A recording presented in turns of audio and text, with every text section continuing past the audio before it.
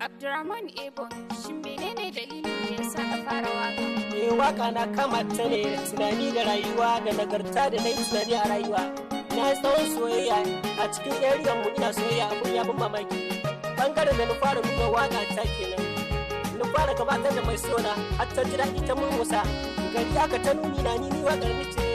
Suka ce ubangiji Allah ya tanye mu da nasara. Na gode ma masoya na duka. Ni ne Abdurrahman Ebo ya naku da kuka fi sani auto. Lallai na ji daɗin wannan waka ta kuma Allah ya sanya alkhairi. Kafin farin wata ya fito ina zangane kishi kenan. Ki zo gare ni kar ki bar ni da kin wuce shi kenan sai wata rana.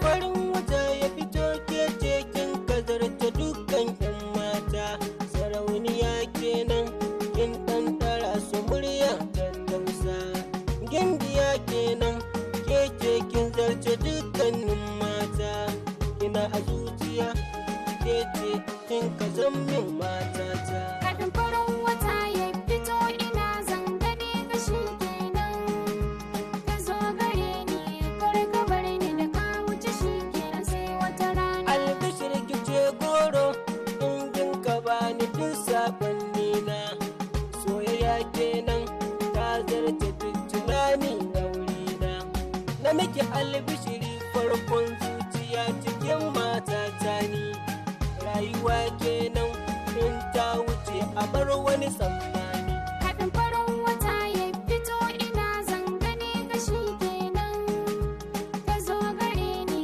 kar ka bar ni da ka wuce shi kenan sai wata rana.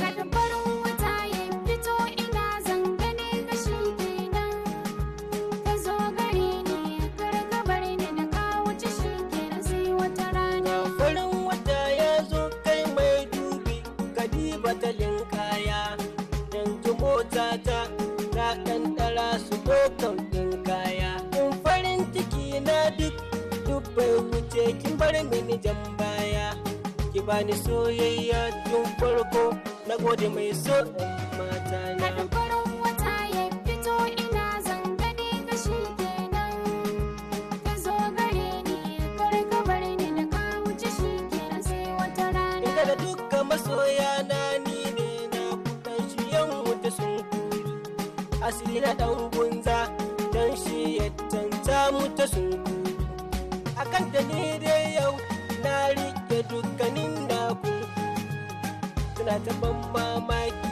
soyayya ta bar mini jan baya. Kafin farin wata ya fito ina zangane gashi kenan ka zo gare ni kar ka bar ni da ka wuce shi kenan sai wata rana. Kafin farin wata ya fito ina zangane kishi kenan ki zo gare ni kar ki bar ni da kin wuce shi ke da sai wata